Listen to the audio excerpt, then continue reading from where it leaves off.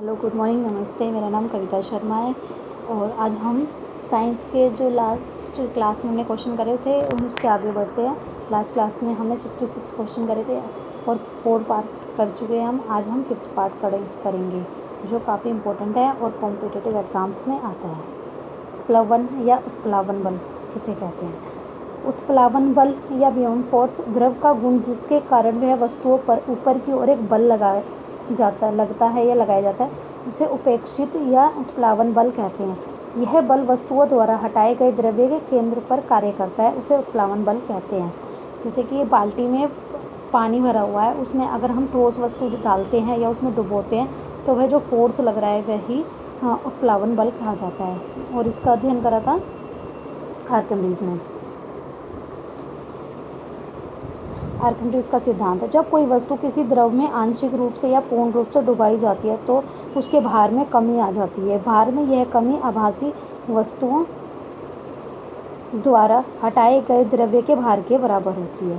कोई भी वस्तु को हम पानी में डुबोते हैं तो वह आंशिक रूप से या पूर्ण रूप से डूब जाती है, तो वो जो वस्तु का भार होता है वो हटाए गए द्रव्य के भार के बराबर होता है। 69 लोहे की बनी छोटी सी गेंद या कील पानी में डूब जाती है तथा बड़ा जहाज तैरता है, क्योंकि जहाज द्वारा विस्थापित किए गए जल का भार उसके भार के बराबर होता है, उसके बल के बराबर होता है। क्योंकि जो समुद्र है, समुद्र में लवणता अधिक होती है, जिसके कारण ही वह जहाज तैरता है।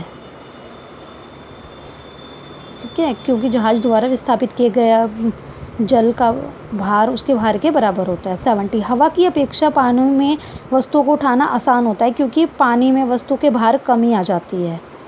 71 हाइड्रोजन से भरे गुब्बारे हवा में उड़ते हैं, क्योंकि हाइड्रोजन का भार उसके द्वारा विस्थापित वायु के भार से कम होता है।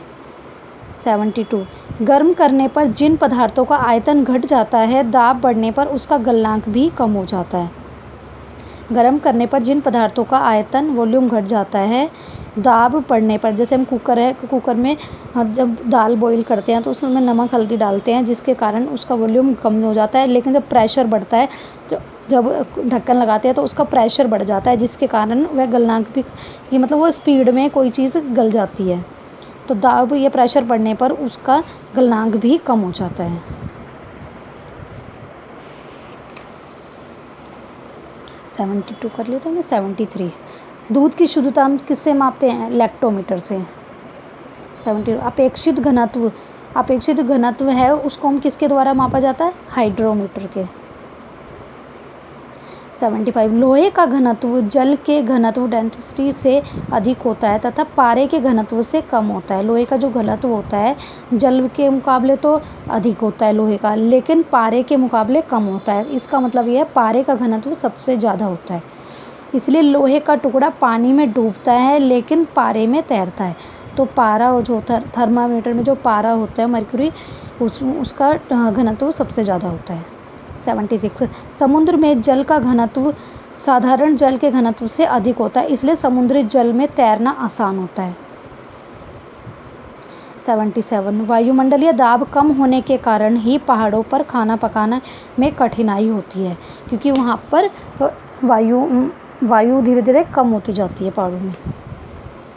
77 वायुमंडलीय दाब कम होने के कारण ही पहाड़ों पर खाना बनाने में कठिनाई होती है, पढ़ लिया था हमने। 78 वायुमंडलीय कम होने के कारण ही वायुयान में बैठे यात्री के फाउंटेन पेन में इंक रिस जाती है, क्योंकि वहाँ पर वायुमंडलीय दाब कम होता है। 79 नमक मिले पानी का क्वथनांक या बॉइलिंग पॉइंट कम होने के कारण ही भोजन जल्दी पक जाता है। जैसे हमको वो दाल का मैंने अभी एग्जांपल बताया था, दाल, छोले, राजमा, अगर इनको नमक के पानी में बॉईल करें तो वह जल्दी फास्ट बॉईल होता है। 80 अधिक ऊंचाई पर कम दाब होने के कारण ही वायु की मात्रा कम हो जाती है और सांस लेने में कठिनाई होती है। जब भी हम पहाड़ों पे चढ़ते हैं या हम वैष्णो देवी जाते हैं तो जो रोड है वो धीरे पहाड़ों पे चढ़ती जाती है, जिसके कारण हमें सांस लेने में, चलने में कठिनाई होती है। बैरोमीटर का पाठ्यांक जब एकाएक नीचे गिरता है तो आंधी आने की संभावना होती है।